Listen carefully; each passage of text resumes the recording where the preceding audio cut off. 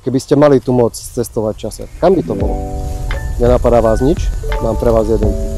Romantickú chalupu, ktorá má dušu a dýchá históriu.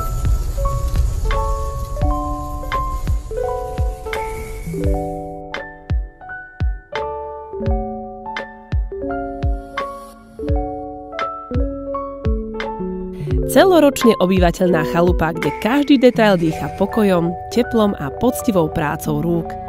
Na svahovitom pozemku s veľkosťou takmer 1,5 áru stojí krásny dvojpodlažný dom v rustikálnom vidieckom štýle.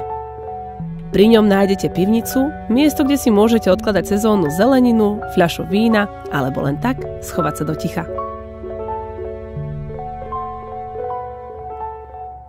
Vo vnútri vás privíta prepojená kuchyňa s jedálňou, ktorej dominuje krb.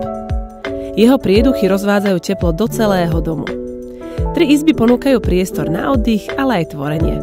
Spálňa s knižnicou na prízemí a ďalšia sa nachádza na poschodí s východom na balkón a terasu. Tam sa nám otvára krásny výhľad na úpätie Kojšovskej hole. Toto nie je len dom či chalupa. Je to miesto, kde môžete začať novú kapitolu. Pre viac informácií sa ozvite Ladislavovi Pustajovi.